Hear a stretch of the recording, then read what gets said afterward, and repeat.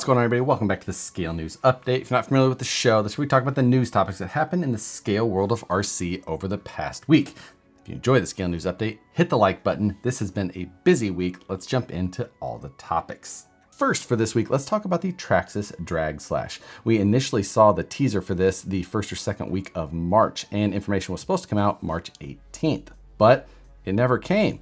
Now we're almost through the first week of April, still haven't seen anything, except I was checking any new registered trademarks Traxxas had filed, and 2 new ones popped up this week. The first one that they registered is Quickest on the Street, and the second one is Engineered to Win. Now, obviously, Traxxas doesn't normally go for racing, but being that this is a drag car, drag racing kind of have to race. Therefore, Engineered to Win makes sense that they're going with that. And they also mentioned in that one quick blurb that they put out to us that, you know, there was some innovation, and therefore we can kind of take the engineering side and go with where they're headed for here. So it looks like we're probably going to start seeing something soon.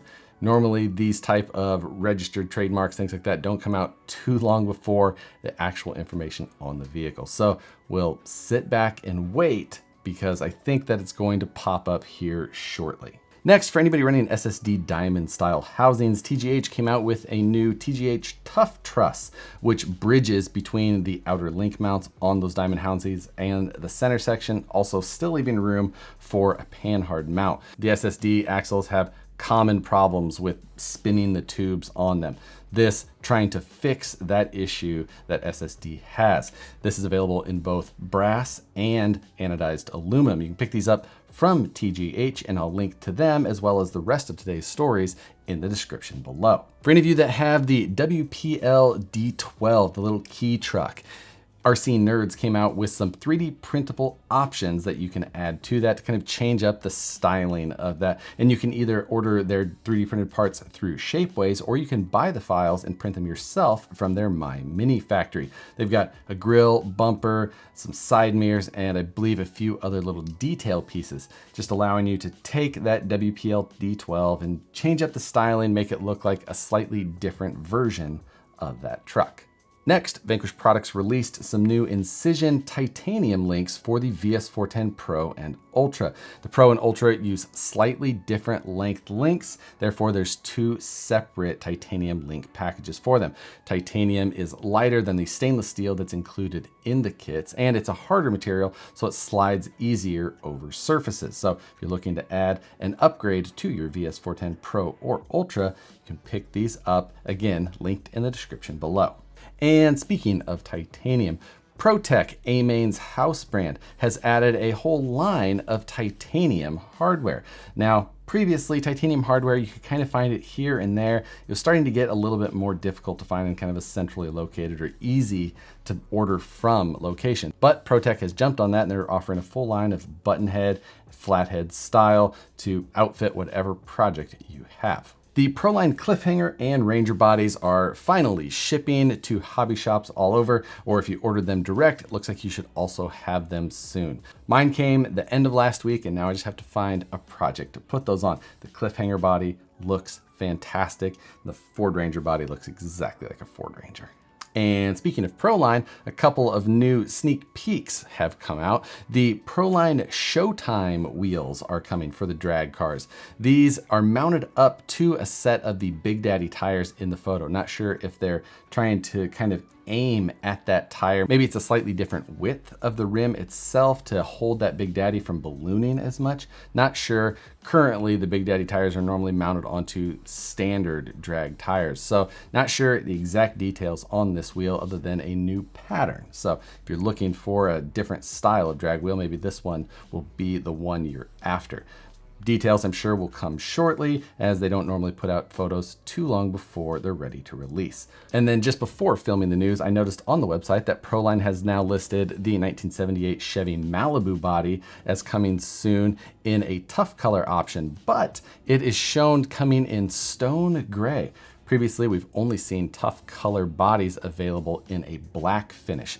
If you're not familiar with what the tough color is, it's a pre-molded opaque Lexan, not a clear Lexan that you would paint yourself. So You take it out of the package, you trim it to size, and you sticker slap it, and you're ready to go. It usually comes with window decals, so it still gives you the look of a proper body, but you don't have to fuss about painting it, which I think they're targeting people exactly like myself. So new color option coming for the tough color stuff. Could see this becoming more and more popular as this goes, adding more color options to some of these bodies. This last week was also April 1st or April Fools. Lots of new releases were hitting the internet. Proline had a couple of good ones. They had the Proline Hexagoner and they had the Proline Tubs rear drag tires, which were basically tires that were almost touching in the center of the car. I was surprised to see how many people thought it could actually be a reality. Nonetheless, there were some good ones that hit the internet. My favorite one all day though was probably from Horizon's Proboat company when they had the Proboat Submarine, because the actual video that they produced for it was fantastic. So it was a submarine and basically they just panned quickly back and forth across the top of a lake with nothing showing, no boat, just a lake just panning back and forth quickly. It's pretty funny. That one I really enjoyed, so good job to whoever is handling the Proboat social media. And for this week's Lloyd Report, JConcepts released a brass DR10 front bulkhead for you DR10 owners to be able to add a little bit of weight in the front of your car, help you keep the front wheels down off the line. If you're interested in that, it's available on their website now. You can go pick that up. A few weeks ago, we talked about a drag chassis from Exotek to convert your Traxxas Slash over. It's called the Vader chassis, and that is in stock and shipping now. Also, if you're interested in converting your Traxxas Slash, here is a chassis option that you can go pick up now. Last year, CEN released the Brodozer truck, that big four-door dually style truck that was low to the ground on large wheels. If you enjoyed the look of that but didn't have any interest in buying the full truck, you can actually pick up the bodies now. You can pick them up either in clear or pre-molded black or blue. And it is a separate bed and cab. So if you have a project that you have in mind where you only want to use the cab of it, you can pick that up and use it for that project. It was a modern Ford style cab and it's a little bit different proportion than a lot of the other bodies available. So it may be just a nice option for a certain custom project that you may have in mind. Worth checking out if you're just thinking about custom projects down the road. For any of you interested in the Redcat 64, it looks like there's a restock of the blue version coming.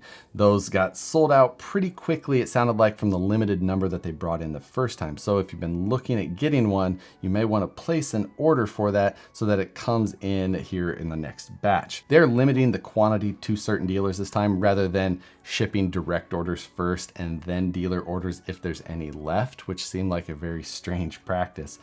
But this time they announced that they're changing that and that they'll be trying to ration them out to people so that they get to as many shops as possible. They specifically noted in the email that it was the blue version. So if you're looking for the red one, maybe a little bit longer of a wait. Over the last few weeks, we've been talking about a lot of events getting kicked off again this year. However, one that is not going to happen this year is the K&K TTC.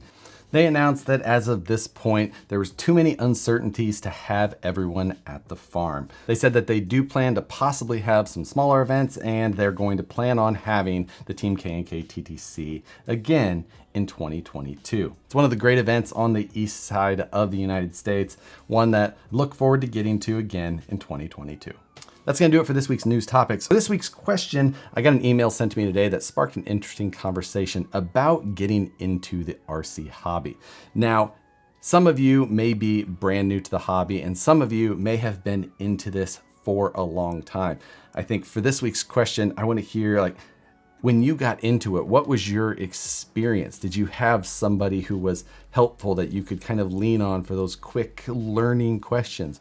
Or were you going in blind and you had to do your own research and ask your own questions and get some of that heat from people who have been in it for a long time and expected you to either know the answer or be able to find the answer yourself with a little bit of research on your own?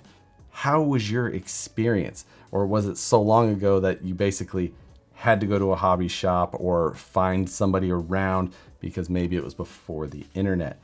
things have obviously changed greatly from people who have been in this hobby for 30, 40 plus years possibly, to people who are jumping in right now, which in my opinion seems to be the best time ever to be involved in this hobby. Many of us see the full spectrum of this happen every single day, from the amazing builds that talented RCers put together to the newbie coming in asking what some people would consider to be the most basic of questions with such an easy answer that should be readily available. And of course, it's nothing new in any hobby. But I want to hear what your entrance into the hobby was like. Was it positive? Was it negative? Did it kind of turn you away at first, but your passion for it drove you back? Or were you turned away? And if so, you're probably not watching this video. As always, I enjoy reading you guys' responses to these every week. Thanks again for watching the Scale News Update every Tuesday. If you enjoy it, hit the like button, subscribe if you're not already, hit the notification bell so you see the videos as soon as they get uploaded. I hope you all have an awesome rest of your week. Thanks again for watching, and we'll see you on the next one.